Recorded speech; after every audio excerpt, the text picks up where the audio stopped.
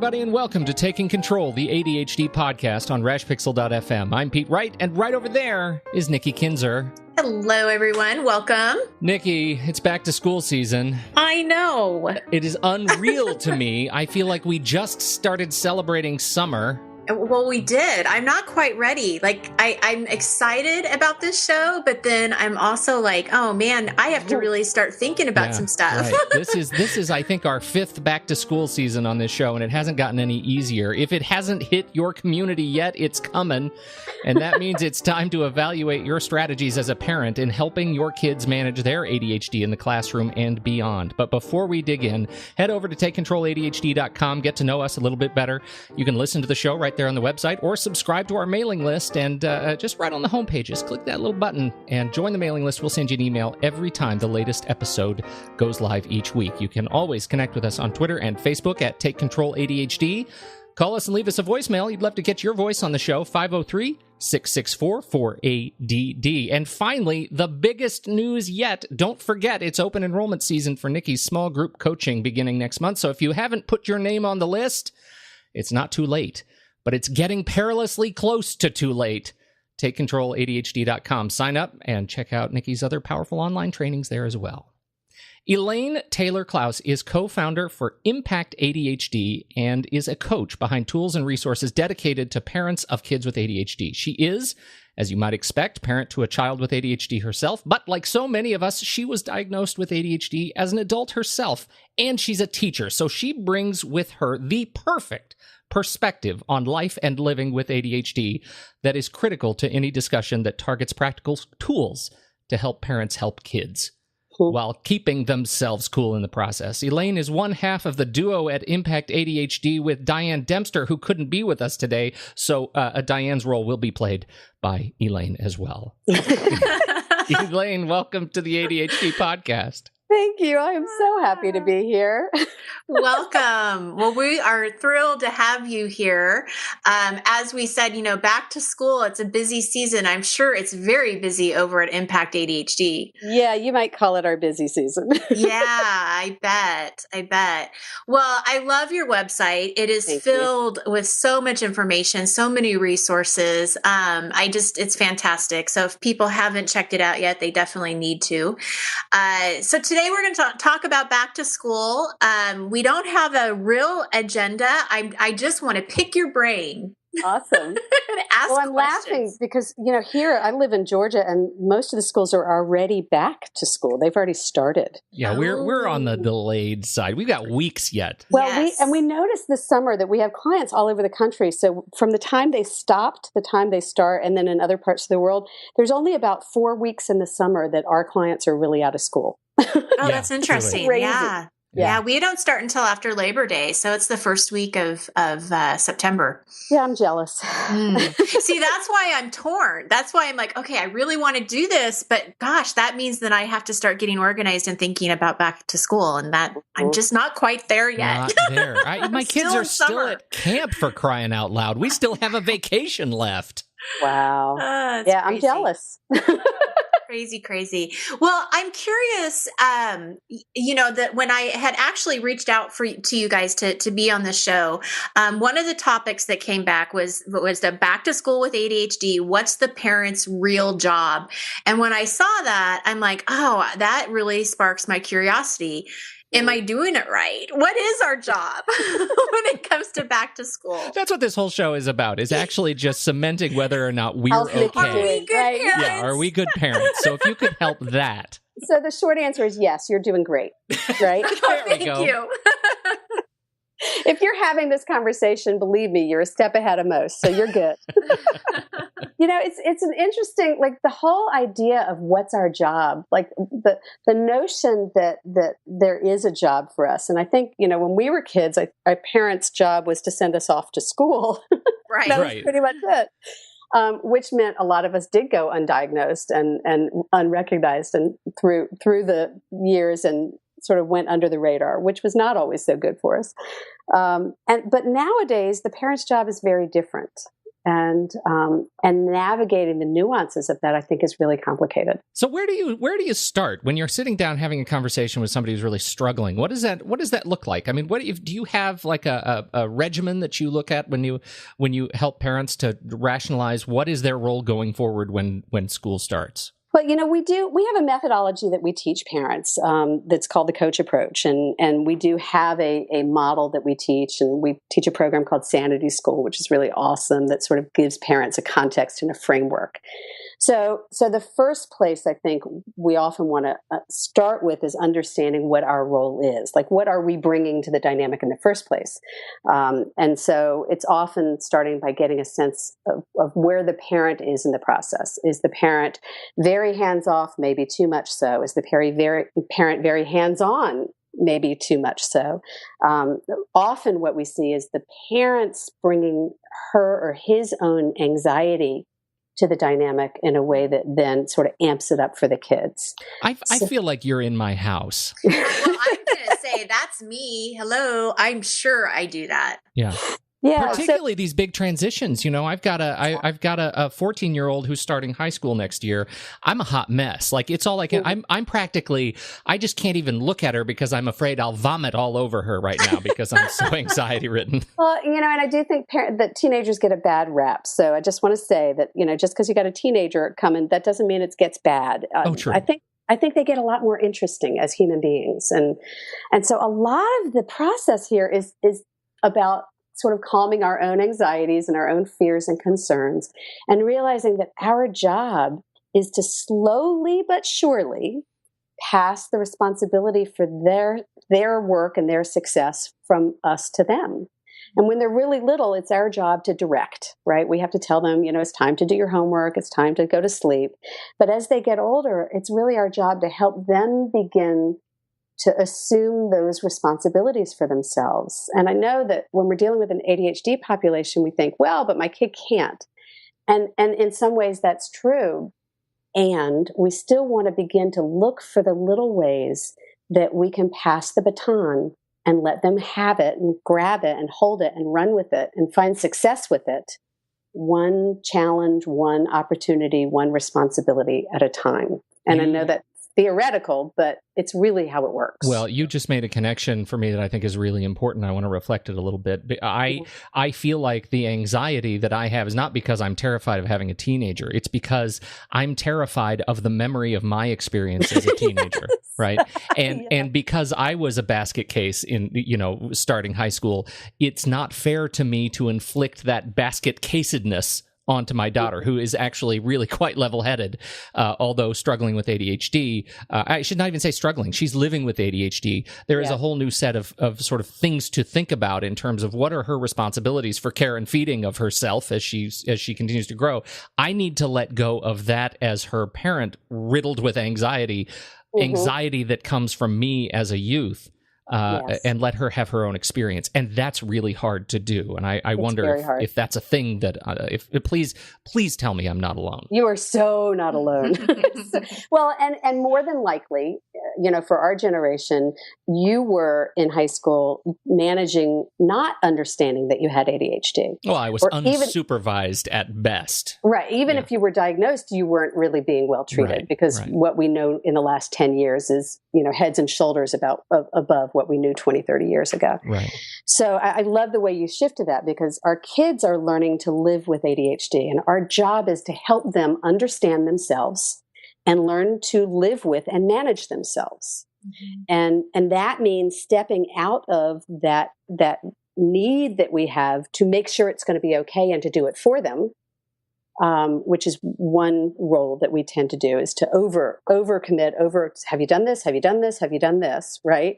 And recognize that they're going to falter a little bit as they figure it out. But if we don't give them the chance to figure it out, they're never going to figure it out. So that's one side of the coin. And then the other side of the coin is the parents who are like, well, I tried. She said she's got it. She doesn't got it. I can't do anything about it. Those are the parents who throw up their hands and give up. Sure. Which is also not, that's letting go too much. So the challenge is to let go consciously, systematically, strategically, if you will. And it's an art. It's definitely more art than science. Oh, for sure. But one of the things that I liked that you said earlier was that it's really overcoming one challenge at a time and being successful at that, rather than trying to get your whole morning routine, in place. Maybe it's just getting up on time, or maybe it's just making sure that you take your medication. Maybe, just really kind of breaking it down into little successes, which I would guess has got to be a lot less overwhelming for the child or for the student. Exactly. I mean, there are two things. One is it's less overwhelming. The other is the solutions are in the successes.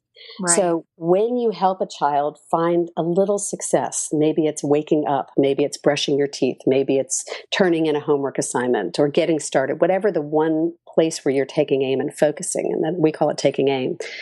When they find success in that, the success breeds success. Then they feel like, okay, I can accomplish something, and they're willing to take on something else. Mm-hmm. And then they can look to what worked there and go, okay, that worked. How can I apply that to something else? So it's really that's the place to look. And we have this tendency to look at our kid and say, well, that didn't work, and that's not doing, you're not doing that, and you're not doing that. And what they really need to hear from us is, wow, you didn't take the bait when your brother poked you. You did a great job keeping your temper. Wow. You're recognizing the positive, right? Mm-hmm. Mm-hmm. So I have a question about the balance, right, between letting it all go and still being somewhat there as a guide, or as a I don't want to say leader, because that's not really right, but just still being involved, right, in their school life. How do you do that? Like, for example, what comes to mind is, say that somebody or a student did their homework, but they left it.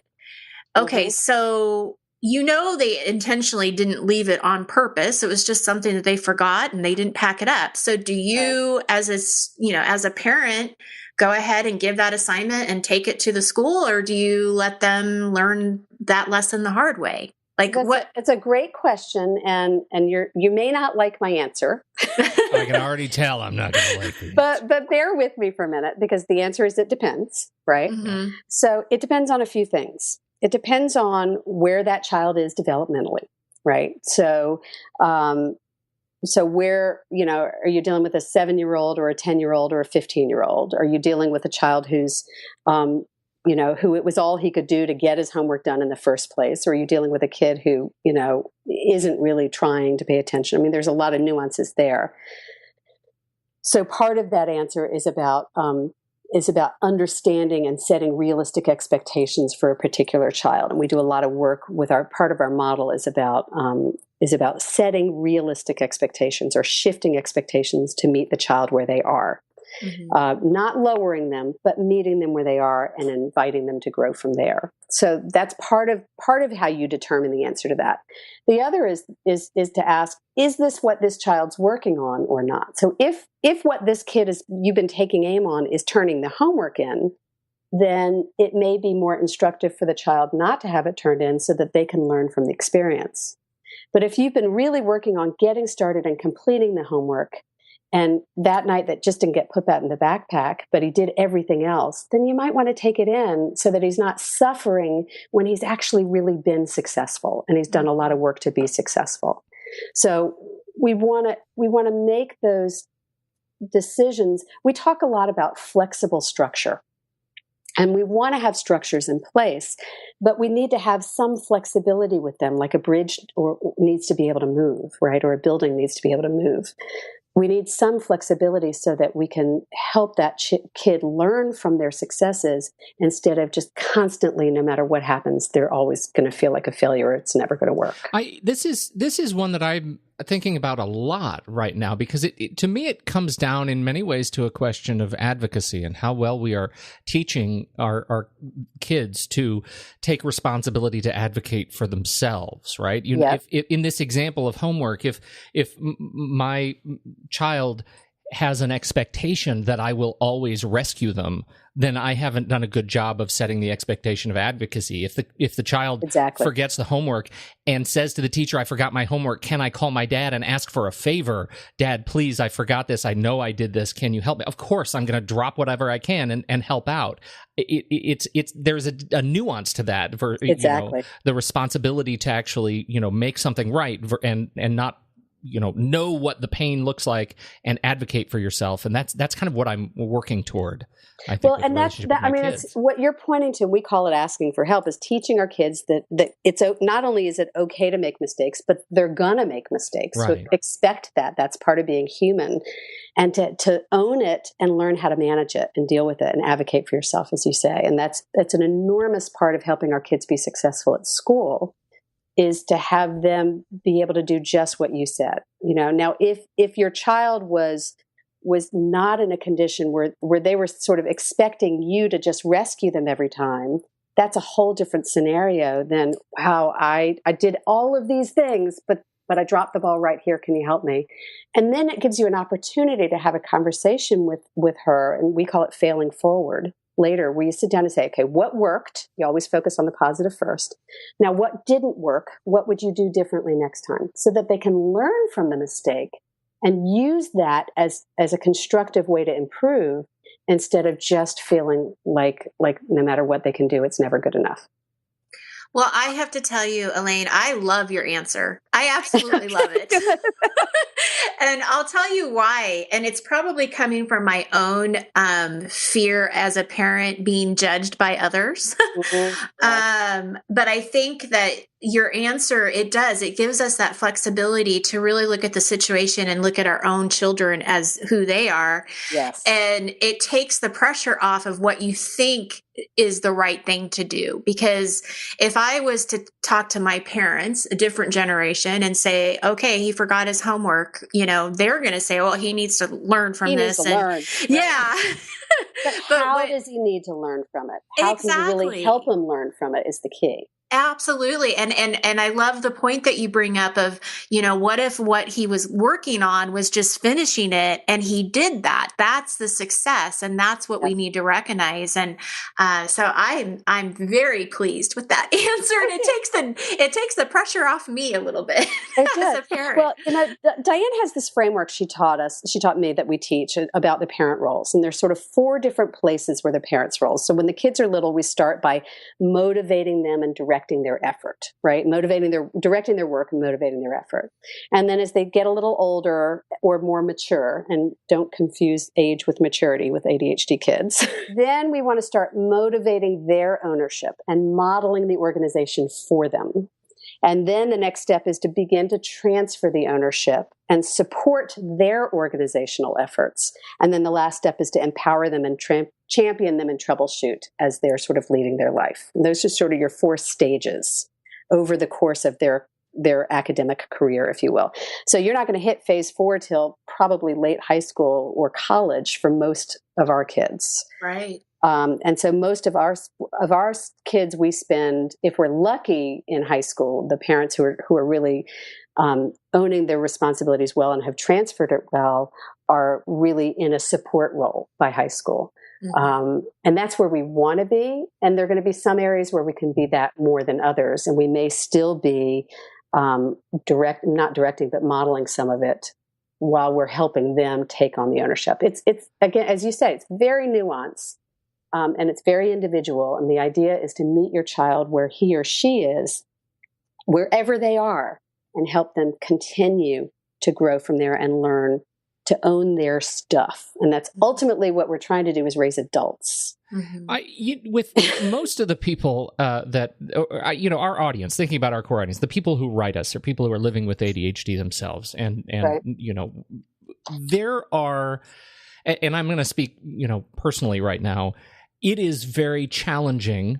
It was certainly when I was diagnosed, it was very challenging to put a framework into place to live my own life and figure out how to meet my own responsibilities. Mm-hmm. That it would have been ridiculous for me to imagine trying to help build a framework for my child with ADHD. I've put a number of systems in place, and I've learned a lot over the last decade to be able to figure that out. But it was a process that was fraught with dangers. There be monsters here, and it took a decade. Right. In your work with folks in this situation, how do you grease the skids? What do parents with ADHD? What opportunities do they have to learn from their kids going through this process? Well, a lot of the parents, I would say that in our community, about half the parents that work with us in all of our various programs have ADHD themselves, or some, related issues, and a lot of anxiety, a lot of learning issues, dyslexia, et cetera. And then about half of them don't. And for those who do, a lot of them figure it out like I did, and like many of us, because their kids are diagnosed, and they start to sort of read about their kid, and they go, wow, this sounds like me, right? And so that's pretty common. And then the challenge is to help the adults with ADHD understand that by managing your own ADHD, that's what's going to enable you to help your child. It's what's going to model for your child. It's going to be what helps you connect with and improve your relationship with your child. I was literally just on the phone with a client right before we spoke, and that was sort of my call to her. My call to action for her was, we've been doing this for a while, and the truth is, I want you to take a deep breath and realize that we really need to focus on helping you manage your ADHD. Because that in her dynamic, that's what was really interfering with her relationship with her son. And that's an incredibly difficult thing to hear. It is. Yeah. It is. And you have to be in a trusting relationship and, a supportive environment to be able to hear it. So, and I give her a lot of kudos for being able to hear it. Right. Yeah. Cause it's not easy. And, there are plenty of parents who are like, it's not about me. I don't want to hear about me. I want you to fix my kid. And the truth is, whether you as an adult have ADHD or not, 90% of the challenge is in how we approach raising these complicated kids. And when we understand what we're bringing to the dynamic, we understand what they're bringing to the dynamic, and where the neurology is in all of that. Right. That's at the core of really getting clear on what our roles and responsibilities are. It's sophisticated stuff. It's hard. Yeah. It is. And I have a question about how to work with teachers then, because obviously they have to be part of this circle, right? They have to be, I would guess they need to be communicating with the child, with the parents. What suggestions do you have about that, working with teachers and making sure that your student has what they need? It's such a great opportunity, because you as a teacher, what is, if you put that... I was going to say, I'm not a teacher. Yeah. I'm an educator. So I'm an adult educator. I've not taught kids in a classroom in decades. So I don't see myself as a teacher in that capacity. Well, I'm going to hang my hat on that anyway. If you put that role on, yes, what is your expectation of how parents can best work with caregivers? So the first thing that we try to help parents understand is that more than likely they are as well informed, if not better informed, than their child's teacher. And I don't say that to dismiss teachers. I say that because teachers are just woefully uneducated around ADHD in particular, and other aspects of learning disabilities. And it's so sad and difficult and frustrating, because they want to help these kids, but the schools don't have the capacity to do the kind of in-service training that they really need to understand it well. So they get the cursory understanding, they get the bullet points, they get, use a reward chart, they get what they see in the IEPs and the 504s. But oftentimes the teachers don't really understand that, the emotional impact, or the sensory impact, or, we still are hearing from teachers, why can't he just? Yeah. And there's a good neurological reason why he can't just. Mm-hmm. And so that's the first thing, is to really sort of shift the expectation for parents that teachers are supposed to be the experts on this, because they're not. Mm-hmm. And it's not fair to ask them to, because it's outside of their training and their realm for the most part. And then the second is based on that, is to really come to the teacher from a place of compassion and collaboration. Mm-hmm. Like, instead of a lot of parents will come in demanding, my kid deserves this, my kid's right is, and that it's a style of advocacy that sometimes it gets results, but it doesn't build long-term teamwork. And what we really want to be doing is coming to the schools and to the teachers and saying, I get that this is a challenge. We have to accept and understand that these kids, probably about 25% of their classrooms, oftentimes have kids with all kinds of complicated issues. And there are way too many kids in a classroom. And so the pressure on them is outrageous. Like, I have such admiration and respect for school teachers. I don't think I could do every day what they do every day. It's crazy. Yeah. So really coming from that perspective of understanding and compassion and that I want to help you be the best teacher you can be for my kid, because I believe that that's your intention. To start with what we call ABI, assume best intention. Well, we want to do that for our kids, but we also want to do that for our teachers, to assume that they're there because they want to see kids in their class be successful and learn, and they love learning. And it's frustrating for them when kids make it hard for themselves or for other kids to learn, So it's really, in the school environment, the beginning conversation is really about shifting expectations to understanding that we're not going to fix this right now. We're trying to learn together to work to manage it and to help this kid learn how to become a lifelong learner. And then the third thing I would say with the schools is to really, really begin to shift the emphasis from focusing on outcomes to focusing on the process. The schools tend to be very outcome focused. We got to get the test results. We got to get the grades. We got to worry about the report. And with our kids, what's really essential, particularly in the younger grades, but really all the way through high school, what's really essential is that they learn how to learn, and that they learn how to put processes in place and structures in place for themselves to learn how to learn. So I would rather hold a kid accountable to, did you study 10 minutes every day, to whether you got an A or a B? Yeah. And that's a very tough place for a teacher to understand, because they are so held accountable to the outcomes. Wow. Yeah, that's likely the most difficult one, because you're asking a teacher who's likely to be overburdened with work and big classes to now individualize in a way that can be very complicated. But and I keep saying it's hard. So the other thing I want to say, because I've heard myself say that twice now, is it's also doable. This is not rocket science. This is communication. Mm-hmm. And this is all about understanding human dynamics and improving communication.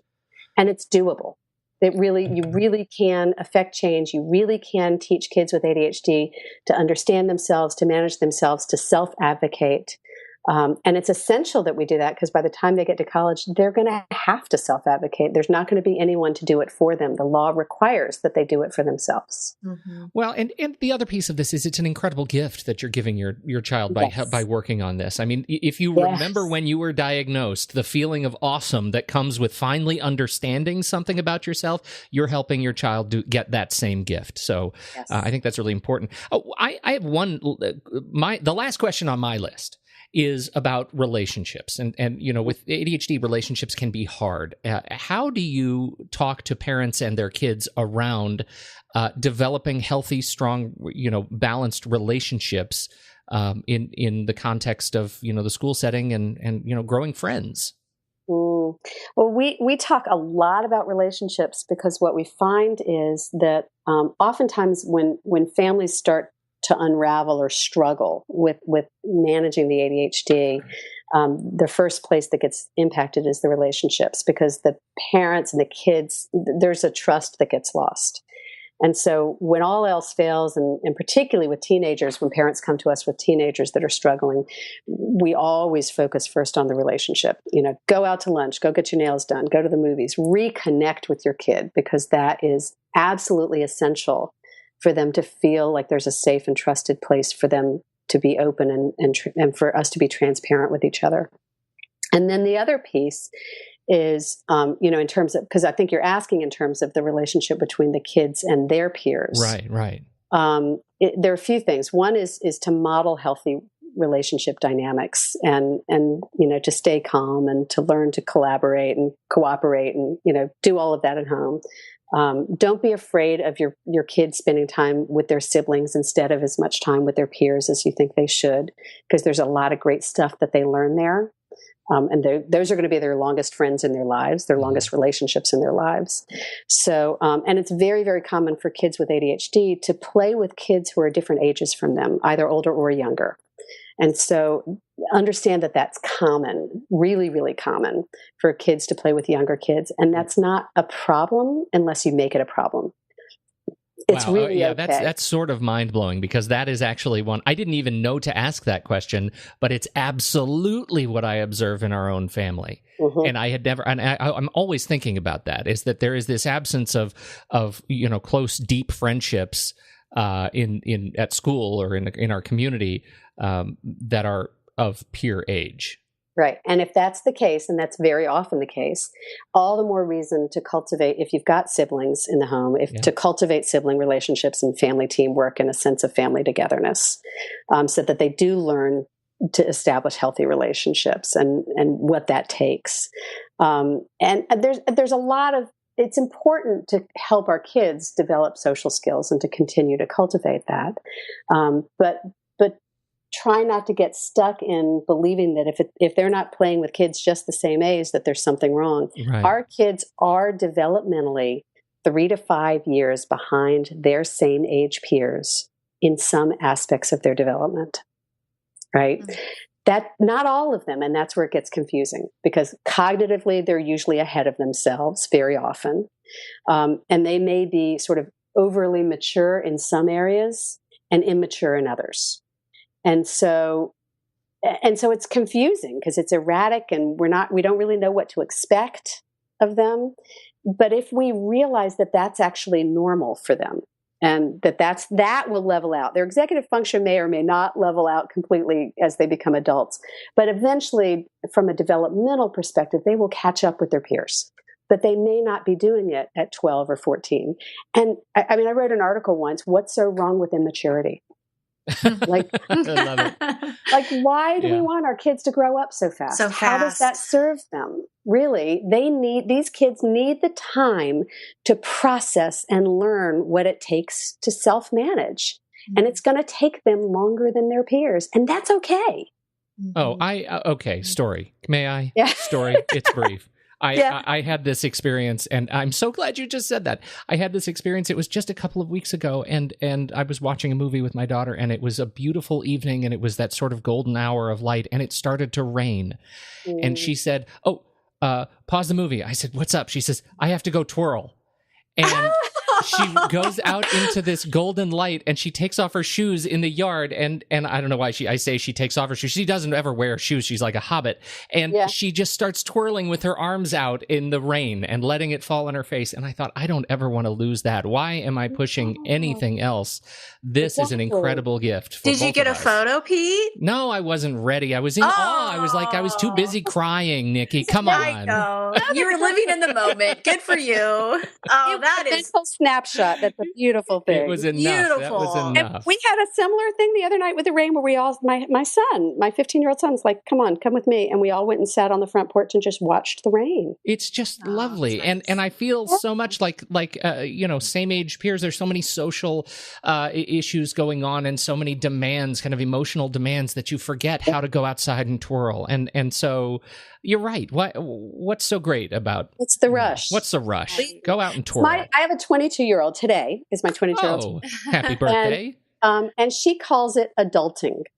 Yes. Hashtag adulting. Hashtag adulting. And adulting is hard. It is. Yes. It is not easy to learn to manage yourself and to get to the doctor and do all the things they're responsible for. And so what's the rush? So true. Slow down a little bit. Let them take the time they need to learn to really have confidence with themselves. I love that so much. And go out and twirl. I have a question for you that is definitely very relevant in my household right now, and that is around social media. So when you're talking about social relationships, that in today's world definitely is directly related to technology and texting and Facebook and Twitter and Instagram and all of those things. Any advice on how to manage this that is so new to us. I mean, this is not something I ever grew up with. I mean, not even close. So, well, here's how I look at it. We are digital transplants and they are digital natives. So true. Right. And we have this, like, do you feel like yourself, you're way too young to be sounding like your grandparents, right? In my day, right? Yeah. Ask me as my bursitis kicks up again. Yes. Goodness, I'm like, this is ridiculous. Well, and and it's so interesting because people will say that, like, well, when you guys were growing up, you never did this, but the world is so different. Exactly. Like, I don't think it's a fair comparison because it's just so different. Well, and that's the thing, is that, like, this is their world. And we can be resentful of it, and we can be judgmental of it, and we can stand with our hands on our hips. And I had a client who told me he just won't get that phone away from his head, you know? And like, we get all of these judgments around it. And I really do believe, it's not to say that we don't want to have limits on it, but I think that we need to let go of the judgment and let go of the shaming and all of the panic around it, and get real and understand that actually the nature of communication is shifting.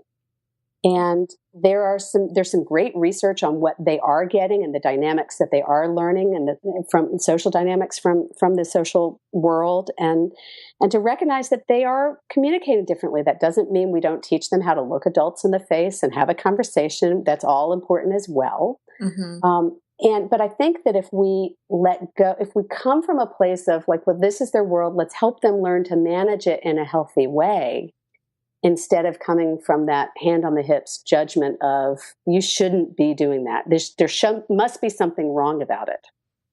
That's a good point. Yeah. That's a really good point. Because they're going to react and get defensive if we're coming from judgment. But if we're coming from understanding and helping them learn to manage it, well, that's what parents are supposed to do. And, we were mentioning it earlier, I think, that a huge amount of their world is on these screens now. Their schoolwork, their homework assignments, their applications, everything is on the screen. So that's their reality. Mm-hmm.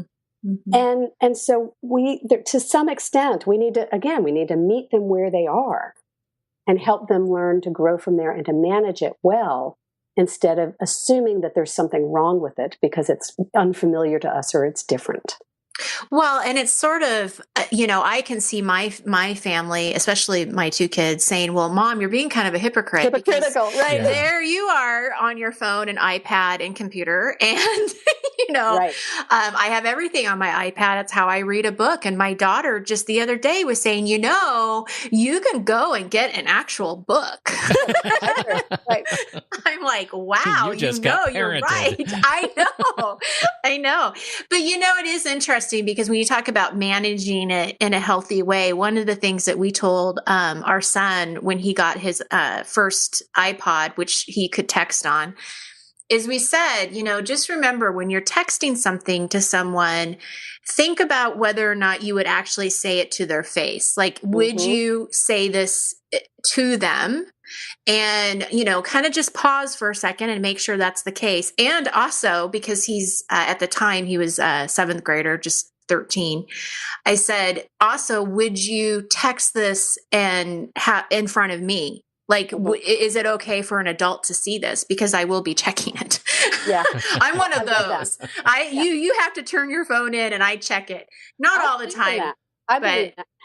My barometer was always, would you want grandma to see it? Right. Yeah. Don't say anything you wouldn't want grandma to see. And I'm sure they go beyond that. But, and there is, I agree with you completely. They need to understand that at this point they are being, it doesn't mean you're checking them, but that they have the capacity to be monitored. We own all passwords. They know that it's a privilege. And right. that they can lose if they're using it irresponsibly. And we have a lot of conversations about using it responsibly, and love to point out when people in the media are using it irresponsibly. My favorite conversations are when people out there do stupid things. Yeah. And we could talk about that, how stupid that was, because that helps my kid see where the boundaries are without it being about him or her. Right. Yeah. Right. There's some great stuff in the world right now. There's so much fodder for for pointing out how to not behave in social media. That it's really, you can take the judgment out of it when you're making a dinner table conversation about, somebody else. That's right. Okay, so I have one last question. Okay. With anxiety, I have a child who definitely lives with anxiety, and he gets it from me. So I really relate to what you said earlier in the conversation about me imposing my anxiety on him, because I'm sure that that's true. So any suggestions with the new school year coming up, how to help both of us ease that anxiety of going back to school and just getting back into the routine of all of this? Well, and I have a lot of anxiety in my house too. I'm right there with you. So I do write a lot about anxiety. We were talking about it we have a group coaching program called the Parent Success System. And it's this phenomenal program where you're placed in a small group of other parents of same age kids and a coach. And we talk about different topics every week or every other week. And so we were talking about the topic of transparency. And that's really what comes up to me as you say that, is when we're open and honest about what we're dealing with, and we're not trying to hide or pretend it doesn't exist or make ourselves look good in our kids' eyes. Not only does it cultivate trust with them, but it helps them learn how to manage the issues that inevitably they're going to struggle with as well. Because if we're dealing with anxiety, likelihood they're going to have some anxiety too, most of them. And so I'm a big believer in transparency, to be able to say, I get that this is my issue. I know that right now I'm nervous about making sure you have everything you need to get ready for school next week. So I know you've probably got it under control, but would you just humor me and let's go through this list together so that I'll feel better. And you don't want to always make it about you. I mean, it's a give and take, but sometimes to just be clear and open and frank and not try to pretend that you're not anxious, right? I mean, I would also say you want to do the work you need to do to try to limit the things that make you anxious. And, that we do a lot of work around shifting that mindset for you so that you aren't as anxious as you're going into a new school year. But kids, just like kids feel fear, kids read emotion. They know if you're feeling anxious. So if you try to pretend you're not, it's not going to fly. It's so true. Right. It is so true. I have a little quick story to share when you say that. It was so cute. So last year, I guess it was towards the end of the year. So my son now is going into 8th grade and he's going to be 14 soon. So this was a 7th grade, 13. And he had asked if he could go after school to play basketball at this park that's just right next to the school. And it was only going to be for like an hour and a half after school. And I'm just like, I don't know. I'm like really this is like the first time I would have let him do anything kind of on his own without like a parent being there. And so I was trying to figure out kind of what the rules were going to be and who was going to be there and all that stuff. And finally, by the end of it all, we got everything worked out. Everybody agreed to what they were going to be doing. He's like, Mom, just don't worry about it. It's going to be fine. I'm like, okay. Yeah, it's like, and you want to be able to sort of trust them with the next step and the next step, so that they can prove to themselves and to you that they can do it, and then they'll take the next step. We were having a conversation. My son's a little bit older, about he wanted to be able to stay home by himself, and we were like laughing because like there's no way you're staying home while we're out of town before you're 18. It's just not going to happen. And he was arguing like, why wouldn't I be able to? And, well, for starters, you don't have a license yet. Okay, well, that's fair. But what he said, and it's very wise, was he said, why would I do anything to mess it up? Yeah. If you're going to trust me with it, why would I mess it up?